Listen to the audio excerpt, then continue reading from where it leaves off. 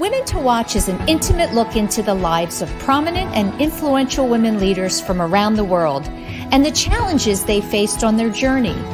It's the real story behind her title. Join us every week to hear more stories about women from around the world and in your own communities at womentowatch.net. Do you stream on a Roku, Fire Stick, Google TV, or Apple TV? Now you can watch 6ABC 24/7 with the 6ABC Philadelphia streaming app. For the big story on Action News, search 6ABC Philadelphia and start streaming today. Hello, everyone, and welcome back to another week of Women to Watch. I'm Sue Rocco, and so grateful that you're joining me this week. We have a great show for you this week, and joining me in just a moment will be Marilou McFarlane. Marilou is the founder and CEO of Women in Sports Technology, also known as WiST, W-I-S-T. And I'm so excited to have her. Two of my favorite topics, sports and technology. So we're going to be learning some great things and also about her life story. Also, stay with us, as always, during the breaks for our very exclusive watch team of on-air contributors. And this week, you'll see the very second episode of our newest sponsor, Visit Philly, with Jasmine and Vin, bringing all kinds of great stories about the city of Philadelphia and what's going on. So now I'm very thrilled and honored to welcome to the show Marilou McFarlane. Thanks for having me. Hi. Finally, we got it to work. Yes, technology. That's just technology. You just have to keep trying. You just have to keep trying. Yeah, and you do. You know better than anybody. Well, I'm thrilled to have you. And when I say that, it's true. Sports, I'm just a huge fan. And technology is always so fascinating to me. So having the two together, I think is, there's just so much going on and so much innovation, and it's very exciting. And of course, used in the right way. We'll be talking about that a little bit in the show as well. But I want to bring your background to our audience. And I understand you were born and raised in Ohio? No, born and raised in Chapel Hill, North Carolina. Oh, I'm sorry, Chapel Hill. I don't know why I had Ohio. Yes. I'm not sure I've been to Ohio. That's interesting. I must have just been talking to someone from Ohio. No worries at all. No, I'm a Tar Heel. I'm definitely born and raised in Chapel Hill. I was born in Durham, where my grandmother was a nurse, but born and raised in Chapel Hill. So from early days, I was a UNC Tar Heel fan my whole life. I've never been, but I've heard wonderful things about Chapel Hill in particular. That it's a beautiful place. Tell me about the community there. For sure. It's an amazing community. Any college town, you just get this wonderful diversity of intellect and lived experiences and cultural, differences. And I absolutely loved it. I mean, it was just a wonderful place to be exposed to so many things and so many interesting people living interesting lives. And it was also lots of fun. Our big thing, there were no pro sports teams. So our big thing was going to all the Carolina football and basketball games. So from early days, I sang that How Much We Hate Duke University song from my early days, which is so ironic because I have so many friends and people I've hired and colleagues and friends from Duke, but it is a fun rivalry for sure. Oh, it's a great rivalry. So when you were a little girl, I know that you played sports. And I think it's interesting that you lean towards, team sports, that's your preference, but you ended up playing and competing individual sports. I did. Tell me why and how that happened. I did. So it's interesting because I'm a direct beneficiary of Title IX. I don't know what my life would be without Title IX because there are women just a few years older than me who didn't have access to sports that I did. Mm-hmm. But as a young girl, I discovered rainbow soccer and bless my parents for getting there, bless my mother for getting there, because it was absolutely my favorite sport and my favorite thing as a young girl. And then as I got older, there was no club sports as we know it today for young competitive athletes or, aspirational, ambitious athletes. So I discovered track and gymnastics. So when I was in middle school, I had always loved to run, and I realized how much I loved the combination of gymnastics and track for me was hurdles. And I just loved the sprinting. I loved the flexibility. I loved the competition of it. And then as I grew, I discovered, I'd always been on the summer swim team, and I discovered tennis. And they are team sports in their own way, but they're not the same as being on a field with, 10 other players and really working together in unison. It was more like cheering for each other individually, which I think has a lot of merit. I mean, I learned so much about life and discipline and commitment through my participation in sports from early age. Yeah, I believe that's so true, especially for girls. I love to see girls competing in sports. I think it helps on a lot of levels, in the early years. I know that you were the oldest of three and the first to go to college. Did you feel any kind of pressure to, kind of be that leader in the family and show an example to your younger sisters? Well, that's interesting. I don't think I felt pressure. It was just always assumed. My parents did go to college. They met in college and got pregnant, got married, and had me, and they left college. But as a result, I think I always knew that was something I wanted to do.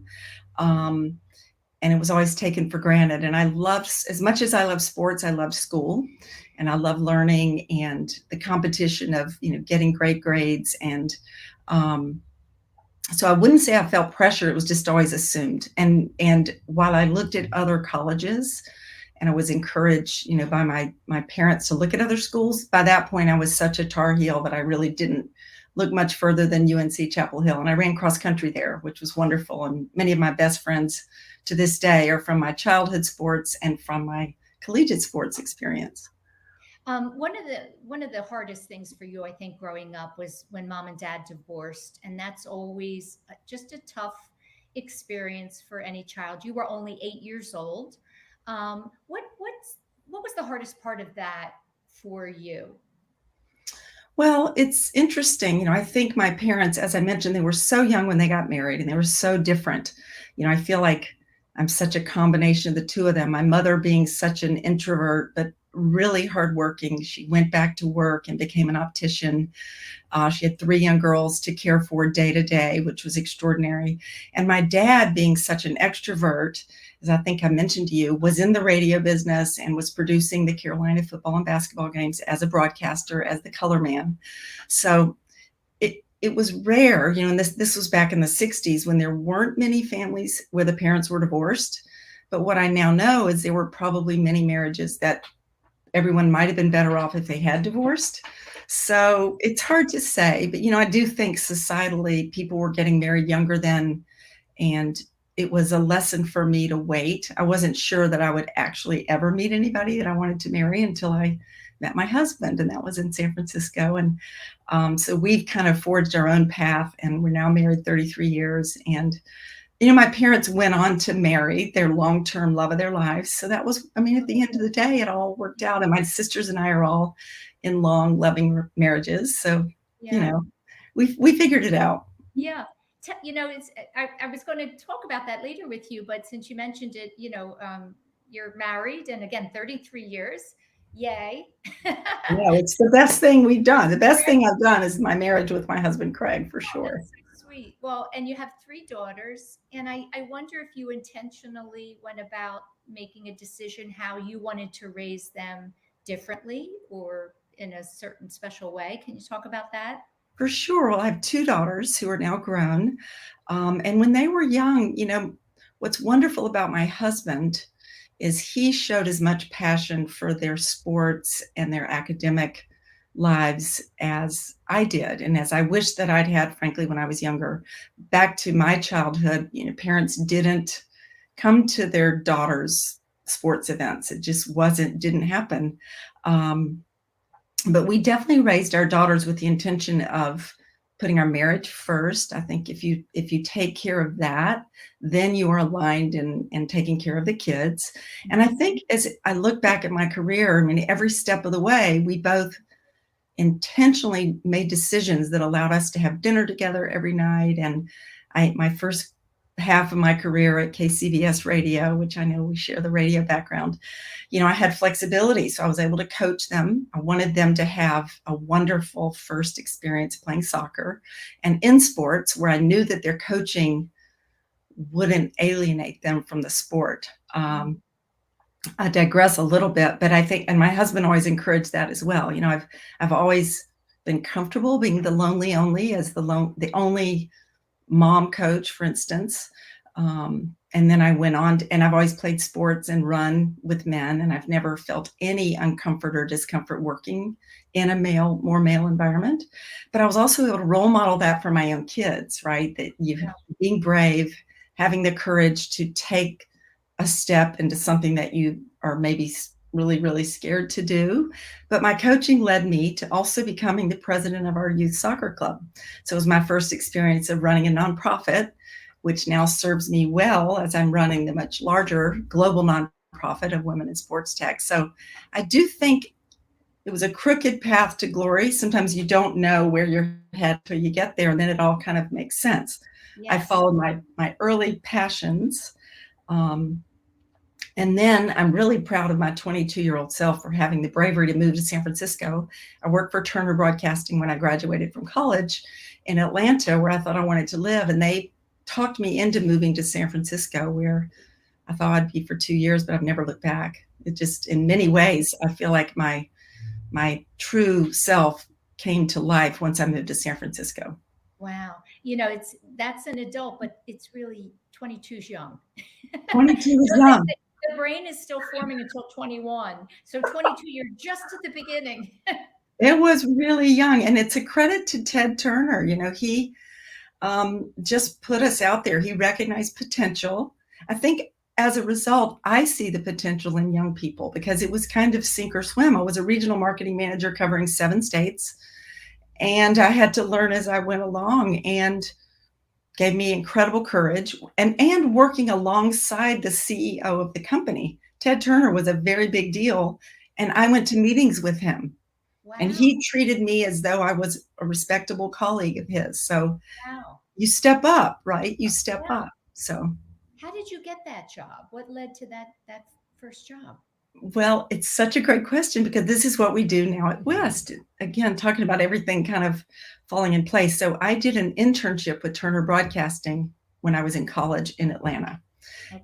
And they didn't take interns at the time, but I was so enthralled with Ted Turner and his mission. And it was the early days of cable television and CNN and MTV and HBO and ESPN. It was an exciting time in the media business. And I was just so drawn to the work Ted Turner was doing. I remember I wrote them a letter on my typewriter and mailed it and said, "You don't understand. I will empty your trash cans to work there. Oh. I'll do anything that you want me to do. You don't have to pay me." And of course, they paid me minimum wage. And I was able to prove myself through that internship. So I had a standing job offer for once I graduated. So I just moved straight to Atlanta, and 3 months later, they moved me to San Francisco. That's awesome. Yeah, I think those internships in some of the universities have the co-ops, which really prepare you on a different level than being in the classroom. For sure. Well, just getting the real world experience and, then knowing with my own daughters, encouraging them to have courage, and it may scare you to death, but my daughter Darcy ended up getting an internship at Twitter when she was just at her senior year in high school. So, and I knew she could do it. So a lot of it too is just someone believing that you can. And what happened was I met amazing mentors at Turner Broadcasting who believed in me and believed in my potential and just sent me out here to San Francisco to sink or swim. And luckily I ran to the Golden Gate Bridge every morning and was traveling and just loved the work. It was very innovative at a very innovative time in the history of media. Yeah. Tell me, so where did you go after Turner Media? So after I left Turner, my sister was graduating from Carolina. And so the two of us traveled to Australia, New Zealand, and Fiji. So I just quit the Turner Broadcasting role. I didn't want to move to New York or London or back to Atlanta or LA. At that point, I was really, my heart and soul were in San Francisco. So we went for a wonderful travel together. And then we came back, and without honestly, I believe I had a little bit of blinders on. I don't think I looked around too much, nor did I have role models outside of media. So I went to work for KCBS Radio, and it was a fateful summer because I met my husband interviewing at another radio station where he worked. And this is, his history was made then. And what's interesting is we met in media, both of us in radio, but he went on to television and then quit that to become a firefighter paramedic. And then he supported me when I made my move out of media into startups, into sports technology. So yeah, it was a fateful decision to go to KCBS because I had that career for a long time, loved it, learned a lot about digital media, learned a lot about social media, and was able to be flexible for the time that I wanted to spend coaching, as I mentioned earlier. And then it all really set me up for my next phase. It's kind of 3 phases of my life. But once Craig was situated as a fire captain paramedic, then he supported me when I had the entrepreneurial seizure and decided to do a startup, my first startup in 2009. And that was really I never looked back because I realized through my early leadership experiences and how much I love sports performance and how much I love technology in terms of having us be more efficient. What I didn't mention in my 20s was I was running marathons and racing every single weekend. And I ran my best marathon at 3:06 and went to Boston. And Sue, it's embarrassing to say this, but I literally had a Diet Coke and a banana that morning. Like I didn't know anything about nutrition. I did not eat or hydrate during the race. So people were like, wait, you did I think of what I could have done, right? My potential was so not met.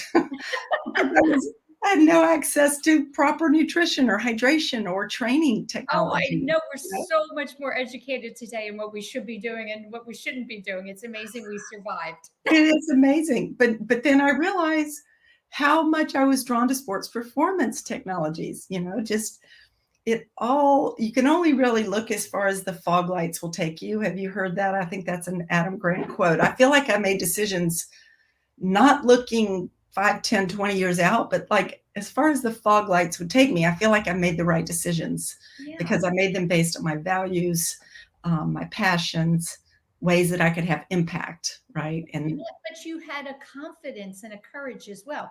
We all have aspirations and things are interesting to us and we're curious, but to take a step to start a company is a whole nother level.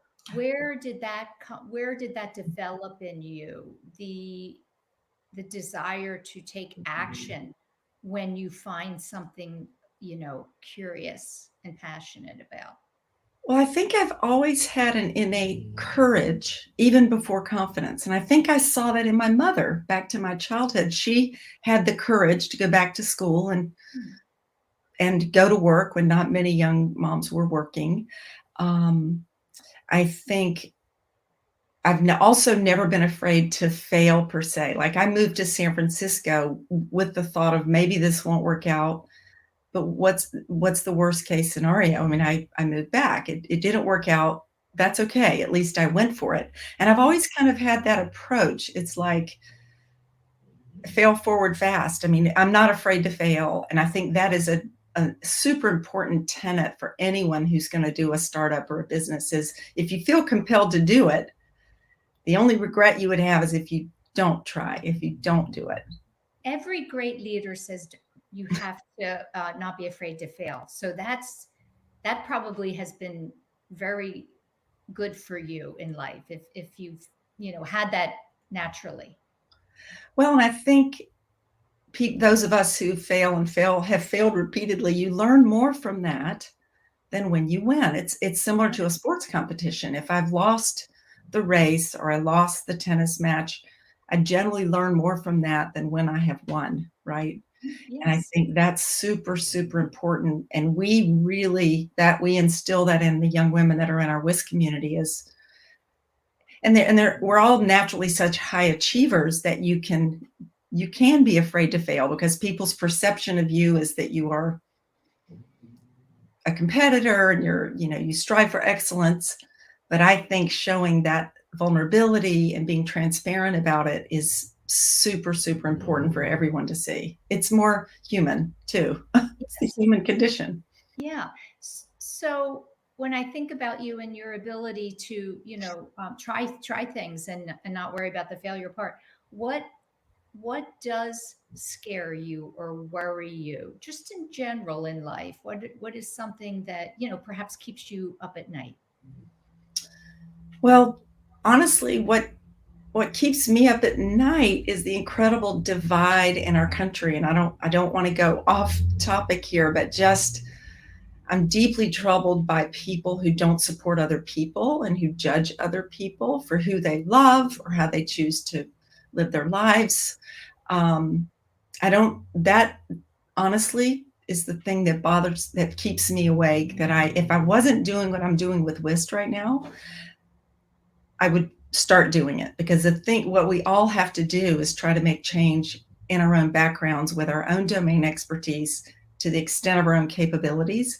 I heard the CEO founder of Habitat for Humanity say that. It's like, maybe I can't solve all the problems, but let me take what I know in an industry and relationships that I have and experience I have and do all that I can to change even this small part of society. And so that's what I try to do every day. It's just, we literally lead with love. I wish everyone felt that way, that you could approach people without judgment and with kindness. I think everything would be a lot better in the world, and taking better care of the earth too, by the way.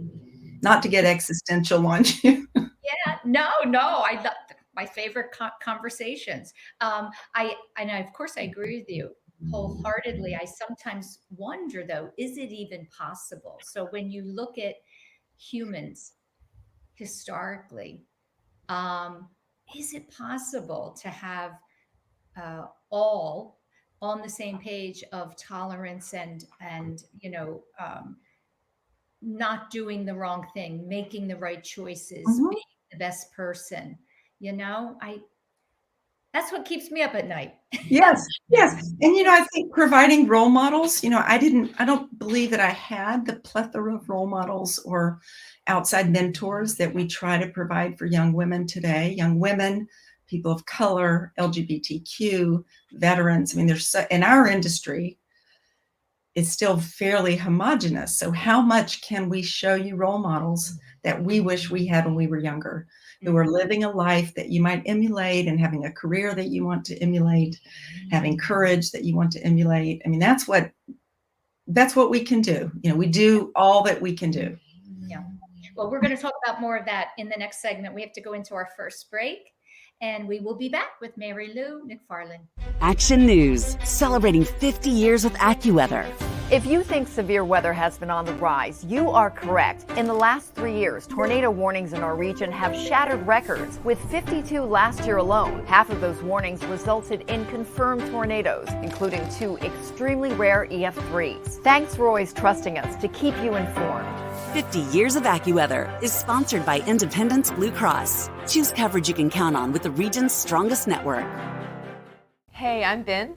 I'm Jasmine. We work at Visit Philadelphia, and this is Philly Watch. We can tell you literally everything about Philadelphia, everything that's happening right now, but I want to take it way back to 1776. Okay, Jazz is going to give us a little history lesson right now. Just a little bit. We're at Independence Hall. Ben Franklin has just signed the Declaration of Independence. He's just started our country. He's the founding father of the United States, which you could say is a big deal. I mean, that's pretty important. A little bit. But I want to tell you about my girl, Betsy. Our girl. Yes, our girl, Betsy.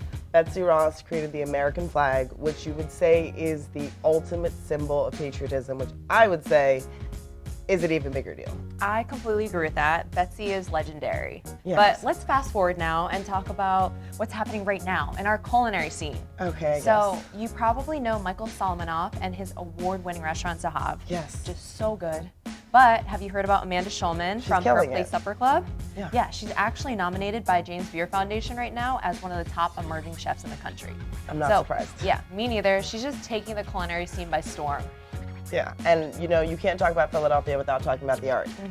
Thousands of people come here every year to go to the Philadelphia Museum of Art, and they all want to run those steps like Rocky. Oh, are you running those steps like I'm Rocky? absolutely not running those steps like Rocky. I don't do cardio, but I do walk the streets of our city because our neighborhoods are filled with so much art. And I love that I'm able to see all of this beauty thanks to all of the street artists like Amberella. Oh, yes. Okay, so what you're telling me is people should come for Ben but stay for Betsy? Yes. Okay, come for Salmanoff but stay for Shulman. Absolutely. And of course, come for the iconic PMA because you have to do that, but stay and explore the art by Amberella? Yeah, without a doubt. Oh my God. Okay, so you're starting to get our point here. From the very beginning in Philadelphia, we've had so many trailblazing women, and we at Visit Philadelphia, we value and we know how important they are and the hard work that it took for them to get to where they are. So I'm so excited to spotlight them. We are beyond excited that every week we're going to be able to tell you about all of the game-changing women that are breaking barriers in our destination. And it's from the lens of women, aka me and Jazz, Yes. for women. So tune in every week and expect the unexpected. Hello and welcome back to the show. I'm Sue Rocco and you're watching Women to Watch, and I'm joined this week by Marilou McFarlane, the founder and CEO of WiST, which is Women in Sports Technology. So now I'm excited to learn about the organization, but I do want to ask you, here's what I'm always fascinated by, the idea to start this and what you do first, because there's a lot of moving parts, right? Partners, raising money, implementing, website, finding a team. Tell me when the idea spurred and what you did first. Well, it was gradual, frankly. It was my first startup, as I mentioned, was in 2009, and it was called Vivo Girl Sports. And it was a startup that was an online digital media property to encourage young teenage girls and college women to keep playing sports. My daughters were teenagers at the time, and there was nothing in the news or nothing in the sports pages to show them role models of women who continue to play sports. ESPN Rise magazine came to our house every month, and it would literally be 87 pictures of high school boys and 3 of girls. So I was a little bit ahead of my time. In 2009, with the economy, maybe wasn't the best time to start this, but as I mentioned, I felt compelled to do it. And absolutely extraordinary. So I learned about raising money. We had raised $1 million in seed capital. We had $100,000 in revenue from sponsors. We went to the Vancouver Olympics with a press pass. It was extraordinary. We had 50,000 girls from all over the world in what was one of the top Facebook pages at the time. And we had a website with all kinds of resources for young girls, with an OBGYN, with Positive Coach Alliance, with a sports medicine doctor. Young girls didn't have resources and they didn't have role models to keep playing. So fast forward a couple of years into that, we sold the company to soccer.com. So I had the full experience of building a business, building a team, building customers and a business model. And then we sold that, and I ended up in a series of sports tech startups after that. Almost accidentally. There was a friend of mine who was running a company in Sausalito called Sports Board that was getting coaches off paper-based recruiting processes. Coaches were going to scouting events and still putting notes on their, recruits on paper with paper and pen. And so we got them on an iPad app. So that was my first experience with a SaaS solution to a very big problem in sports. From there, as you can see, without going into great detail, I went through a series of other leadership roles in startups around sports tech performance. And it was around 2017 that we sold a company where I was the CEO. And I had just become more and more aware and irritated that I was the only woman in the room everywhere we went. Every conference that we went to, every investor meeting that I had, most of the coaches that I would work with or business decision makers were all men. And it didn't make sense because the men that I worked with wanted to find a way to find more women and diverse talent. And then I would meet amazing women who were like, what is sports tech? How do we find these opportunities and get into these types of businesses where I was working? So created Women in Sports Tech. We got our 501(c). I was still working, so decided to have this be a nonprofit, and we were all volunteer for a few years. But I went to CES, the Consumer Electronics Show, and early 2018. We got our first board member in Elizabeth O'Brien, our first corporate partner check from IBM Sports, had a board, got our 501(c) kicked off, and our flagship initiative, which is still what we're most known for, is the WiST Fellowship. So that first summer of 2018, we were able to do 3 WiST Fellowships, which meant giving a summer internship experience to a high potential, phenomenal young college grad or PhD student. And so we've grown to where now we have almost 100 fellows to date over the past 6 years. And it's just been extraordinary to see how well received we've been at every turn. And it was 3 years ago, in a meeting with Comcast NBC, Jenna Karath, who I know you've interviewed here before, who basically said, we'd love to support you with a big donation, but someone's going to have to work there. So that was when I became the CEO, and this was my full-time role. So I did not start WiST to put myself in this seat, but it's just happened very organically, and it's rewarding beyond measure, really. Do you feel are you living a dream right now? Do you feel as though, the work that you're doing must be so incredibly fulfilling and exciting? And it was very fulfilling and exciting. It does not feel like a dream because it's been so much hard work to get here by so many of us, right? Like there's literally a ninja army of people who have believed in this mission from the beginning. If anything, I feel an obligation not to screw it up, right? Because it's so important. And we are still very much a startup. Yes. I would say we're in growth stage. We're out of early stage. We have what we look for in startups. We have proof of concept. We have a vast amount of customers. We have over 30 corporate partners who utilize our services to diversify their talent pipeline and build more inclusive cultures. Amazing team, but we are looking for that next big growth phase that usually comes, if you look at nonprofits, with a large marquee sponsor of some sort, so that we can grow. It's like, and I run this organization as if it was a for-profit. And really we're at a place where we're looking for our Series B funding, which really lets us scale the things that we're doing and have even greater impact. What's at the top of your list for something, if you had that additional funding, you would want to implement? Oh, it's such a great question. Well, we'd like to reimagine our fellows program to have it be more scalable. It's a very high touch program right now. I'd like for that to be more scalable. We have amazing content. We have a series called Discover Sports Tech, How to Go Pro. That's for high school students, which again, go back to my own self in high school, to give role models for young women who love sports and who love STEM, but maybe they have quit STEM because of the social stigma. They quit sports at twice the rate of boys. So we want to provide role models for high school students because that builds the talent pipeline for this industry that will pay out, years from now over time. So we want to be able to do more of that. To our point, maybe be more in person, go out and be able to impact them in person and show them role models. We have an amazing WiST network, which is the single source for diverse hiring in this industry, is called the WiST network. There are ways to probably expand that, the way that we do that.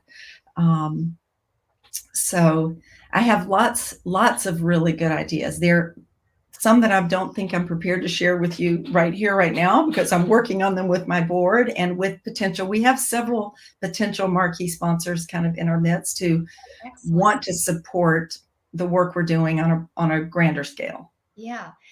I mean, you have an impressive list of corporate partners. I mean, just that I saw: Nike, NBA, IBM Sports, Comcast NBC, Hoka. I mean, yeah. And I'm always curious. A lot of the women that watch this show they're looking to start their own organizations.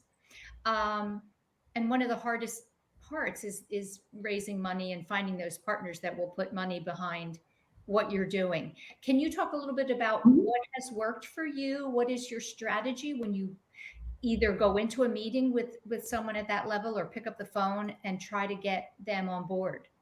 Sure. And interestingly, we have not cold called anyone. It has all been through a warm relationship that we've made either at an event, either I've met or one of my board members has met. And I think, Sue, the real core to it is that you're solving a problem in a unique way, a significant problem in a unique way. And before WiST, employers would say they could give lip service to having a diverse workforce, but they really didn't have a tangible program that they could implement consistently to diversify their talent pipeline, to try and build a more inclusive culture. So my advice would be, you have to really make sure that you're solving for a unique problem and that you also are uniquely qualified to solve for that problem through your experience, through your passion, through your relationships. And that's really the core, I would say, to how WiST has grown to the point that we are today in terms of credibility and respect in the industry. Yeah, I saw your post this morning, the jig is up. And I love that phrase because I think it's so true across the board. As a society, we're waking up to things that really matter. And I scratch my head and think, how come companies didn't think of this before? Why did it take so long?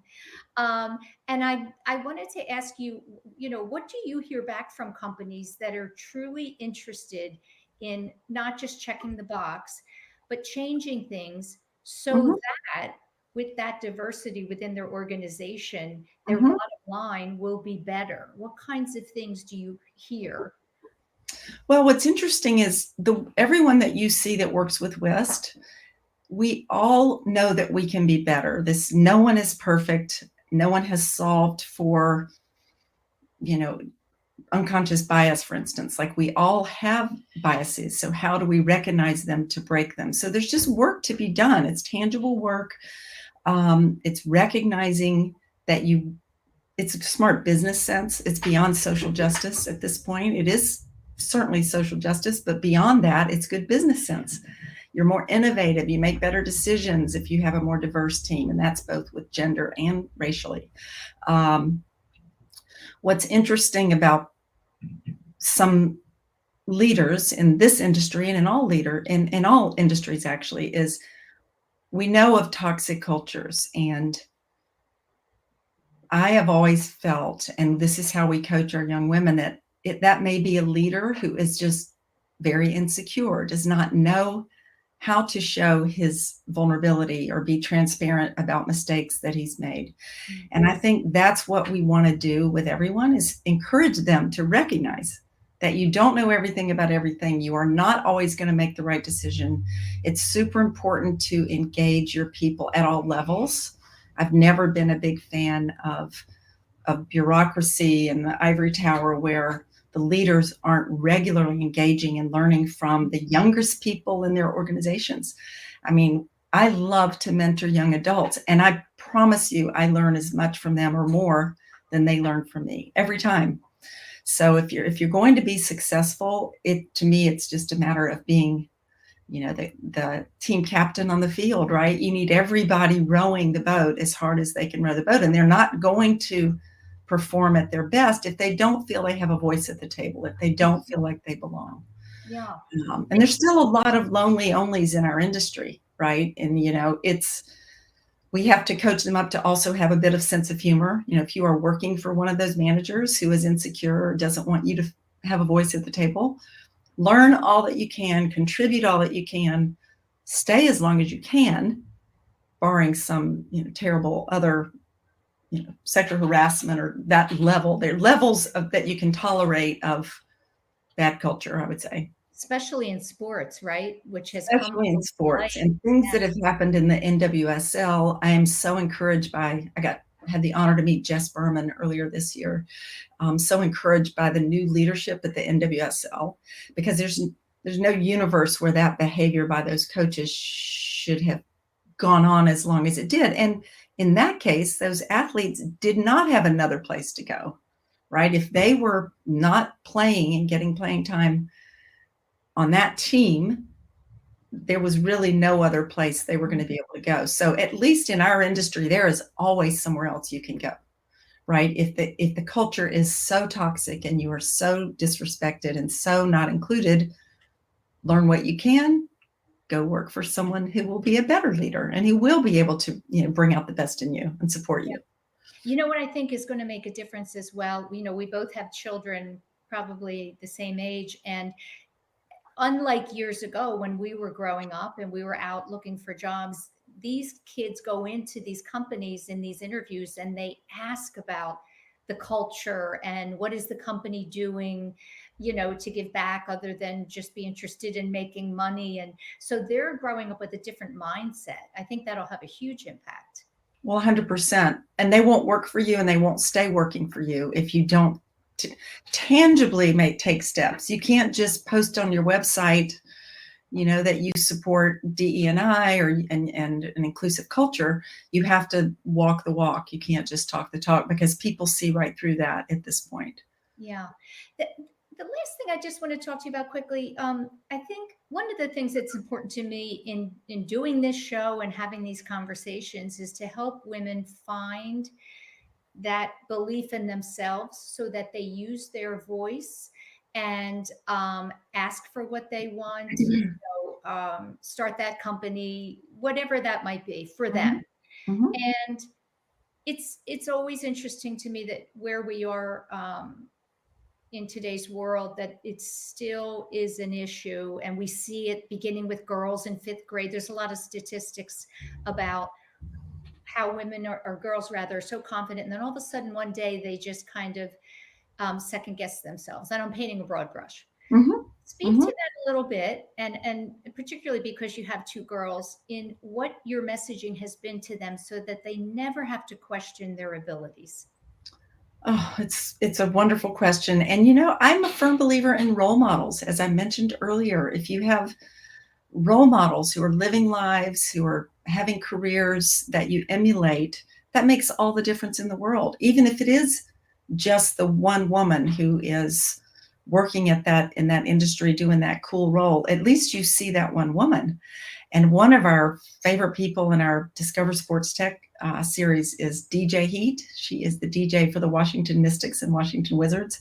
And she said she feels like Jay-Z is her mentor because she just follows him, reads everything he does. She really emulates him. So you don't even necessarily have to have a one-to-one relationship with the person you emulate. I mean, it's beneficial that's a bonus if you can, but I think it's really important to identify and try to learn from someone who is living a life that is very appealing to you. And then also identifying mentors who will support you towards your own growth and goals, not try to put you in a box or encourage you toward what they see for you. I think it's really important for mentors to encourage young women to follow their own path, right? It's the gardener versus the carpenter, if you've heard that parenting model. And I think that's what we did with our own daughters. And my daughters are very different. Kelly is an orthopedic surgery resident at Stanford. 6% of orthopedic surgeons are women, but that never daunted her. And Darcy's working in consumer direct marketing at Nike. So they've both been able to follow their passions, and they had role models. They've had courage. It's similar to what I saw in my mom. They maybe saw in me. They were amazing encouragement from their dad. I think that for women, the person you marry and the person you choose to have children with, the father can have so much influence on a young girl's confidence in herself and courage, really. Yes. Sometimes I worry about the word, they might get the wrong message. When we use the word emulating, it's not behaving like someone else does or doing exactly what they do. It's learning right from their experience, but then continuing to be their original self, because that is where the magic happens, right? For sure. No, that is a really great point. And I think the point is that values, though, if you find someone whose values you share, who is having courage and wants to have impact and give back, I love this. It took me way too long to find this and recognize this, but are you familiar with Ikigai, the Japanese secret to a joyful life? No. And that's what we encourage too, it's taken me a while to get to where I'm doing what I love, what I feel the world needs, what I can be paid for, and what I'm good at. And that is called Ikigai. And it is that unique intersection. I pulled it up because I didn't want to misquote it for you, but it's passion, mission, vocation, and profession. So if you find that unique intersection, and then if you're really lucky, you find someone who is there already. In my case, I didn't. I didn't know anyone who was doing anything remotely like what I've been doing. Right. And that's okay too, to forge your completely own path, but to have someone who believes in you, unconditionally, I think is super, super important. Yeah. We just have 2 minutes left. Tell me what you do on the days when nothing is going right. Do you have, other than what you just shared with me, is there a mantra? So, think you're feeling anxiety or stress because, the world's scary. It's very scary. What do you say to yourself? What helps you to become grounded again? Well, thank you for asking. I think it's my run. I still run. I'm lucky that I can still run. So I run, I swim, I take care of my health. I heard Jane Fonda recently in a podcast with Julie Louis-Dreyfus, and she said her advice to her younger self would be what she's done, or to any of us who are younger than Jane now, is to take care of your health first. And as my family knows, that is the most important thing I do every day, is get out for either a run, a swim, whatever your choice of workout is. I think it really rejuvenates me and gives me, I heard someone once call it the hour of power, where you just go and put things in perspective, recognize no matter how hard my day is going, there are a lot of people having a lot worse days today than whatever troubles I'm having. And it just helps put things in perspective, and you just come back with a fresh, open mind and focus on the positives and be grateful. I have so many things to be grateful for. And I think that's the key, is just that time to reset every day. I don't care when you do it. It can be first thing in the morning, midday, or after work. Yeah. Really, really important time. Yeah. We were born to move, right? I always say to my kids, move your body, move your mind every day. Every day. And learning and growing and recognizing you don't have all the answers. It's okay if you don't have the problem solved today. And I always love math. There are many ways to solve a problem, and it will come to you if you let your brain percolate. Like, give yourself space, get off the phone, get off the AirPods, get off everything, get off the computer. Call in your close circle of friends as you need to. That's something I think women do that I love, and men should do more of, is call in your close circle of friends. If you're really going through a hard time, don't do it alone. There are always people around you who love you unconditionally, who can help lift you back up if you need it. Yeah, that's all great advice. I'm so appreciative, Marilou, if you're coming on and taking this time out of your busy day. And I hope you'll come back and share updates. It's been wonderful. Thank you for having me, and any chance I have to talk about WiST and the work we're doing, I am very grateful for it. So thank you. Thank you for your interest and your support. I appreciate it. You're very welcome. We're going to go into another break. Stay with us for our watch team, and I'll be right back. Awesome. Action News, celebrating 50 years with AccuWeather. If you think severe weather has been on the rise, you are correct. In the last 3 years, tornado warnings in our region have shattered records, with 52 last year alone. Half of those warnings resulted in confirmed tornadoes, including 2 extremely rare EF3s. Thanks for always trusting us to keep you informed. 50 Years of AccuWeather is sponsored by Independence Blue Cross. Choose coverage you can count on with the region's strongest network. Is the best vacation one that you find, or one you get lost in? One that takes you to new heights, or reminds you to go with the flow? To get your feet wet and your wheels spinning? One that lets you find your own rhythm, or get carried away? Find the best of yourself. Get lost in the woods. Plan your stay in the Wildwoods today. From Philadelphia to the Lehigh Valley and everywhere in between. For 150 years, Penn Community Bank has been a part of your neighborhood.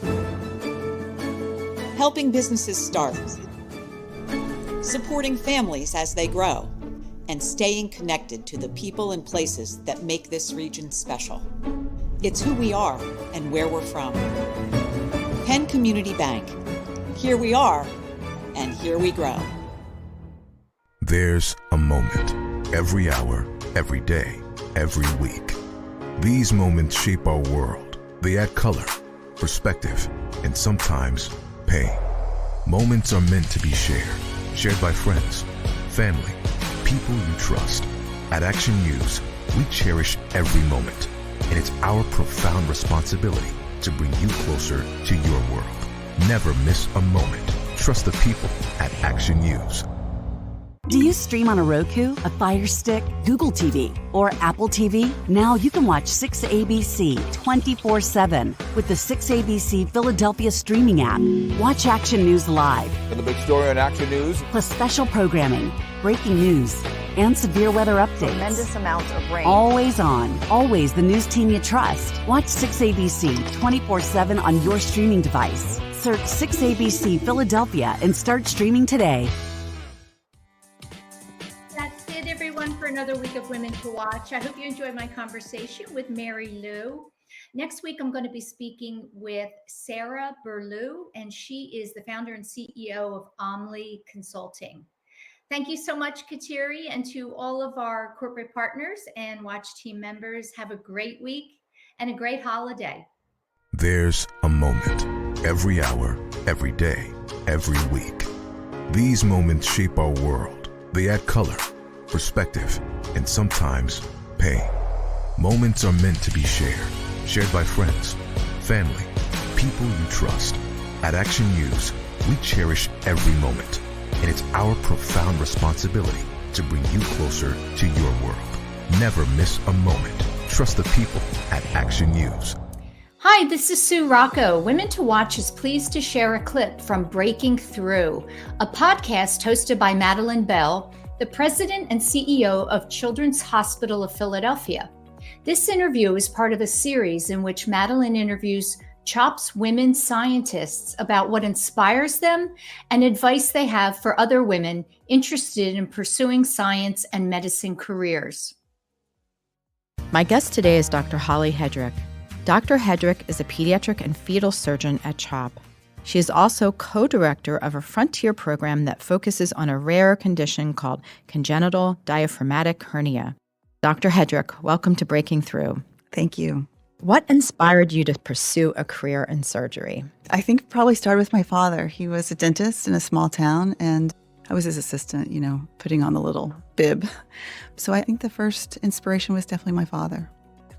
Can you tell us what is congenital diaphragmatic hernia? Congenital diaphragmatic hernia is a birth defect that happens very early, around the 11th week of gestation.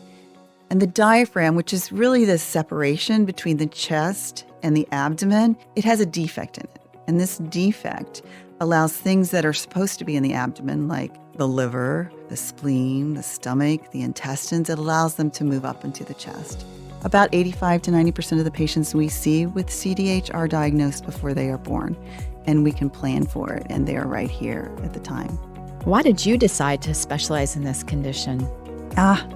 Early on, this was way back in residency. It was considered an unsolved problem, and so I was involved in preclinical studies and really developed a desire. And so that whole spectrum of the disease and that whole life course was really attractive to me. To hear more of Madeline's interviews with CHOP's amazing doctors and scientists, listen to Breaking Through with Madeline Bell, available wherever you get your podcasts. We are CHOP, and we can't wait to show you around.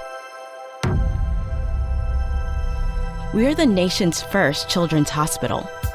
Now, a care network with more than 50 locations that continues to expand. 3 state-of-the-art research buildings with 1.5 million square feet of space. We have grown from 12 beds 165 years ago to nearly 600 beds and one of the best children's hospitals in the world. We have a level 1 trauma center, 11 floors of patient units, more than 20 operating rooms, first of its kind delivery unit for babies with birth defects, a separate cardiac operative and catheterization suite, and places to learn. like our internationally recognized simulation center. We have trained generations of leaders in the field of pediatrics. We are world leaders in medicine, surgery, and science. One of the top recipients in NIH funding for pediatric research. In this building, pioneers in CAR T therapy, mitochondrial disease, brain tumors, hyperinsulinism, and other rare diseases. Here, groundbreaking work in fetal surgery, genetics and genomics, and neurology. In our newest building, leaders in social determinants of health, clinical informatics and epidemiology, autism, trauma and injury prevention. Our patients come from every state and 115 countries.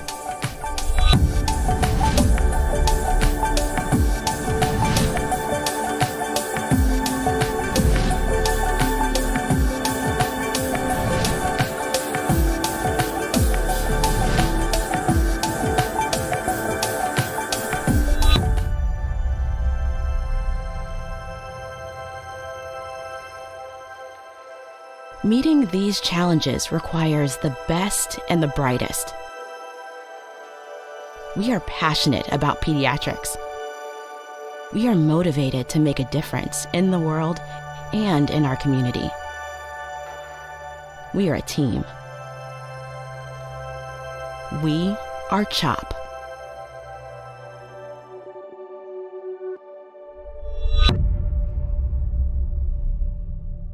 Do you stream on a Roku, a Fire Stick, Google TV, or Apple TV? Now you can watch 6ABC 24/7 with the 6ABC Philadelphia streaming app. Watch action news live. And the big story on Action News. Plus special programming, breaking news, and severe weather updates. Tremendous amounts of rain. Always on. Always the news team you trust. Watch 6ABC 24/7 on your streaming device. Search 6ABC Philadelphia and start streaming today. Now, the Women to Watch, Military Watch. Fewer than half of eligible veterans use the VA health benefits they are entitled to. But those who do use the VA, more than 80% of veterans are satisfied with the VA care. Hi, I'm Carol Eggert, Senior Vice President of Military Affairs at Comcast NBC Universal. Now, you may be asking, why should this matter to me? I share this with you because most of our listeners have some connection to the veterans in their community and may have the opportunity to share information about this new VA benefit. The VA has just launched the PACT Act, which is the Promise to Address Comprehensive Toxics, which is the most significant expansion of veteran benefits and care in more than 3 decades.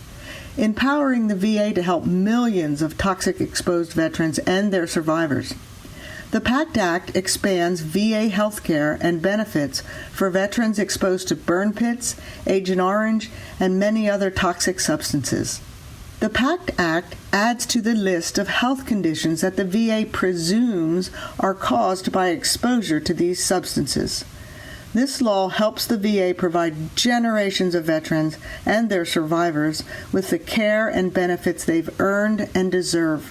The PACT Act is the least we can do for the countless men and women who suffered toxic exposure while serving their country, said President Biden during the PACT Act bill signing ceremony. It means access to life insurance, home loan insurance, tuition benefits, and help with health care. So, what can you do? Simply refer those veterans you know to va.gov and tell them to search the PACT Act to learn more.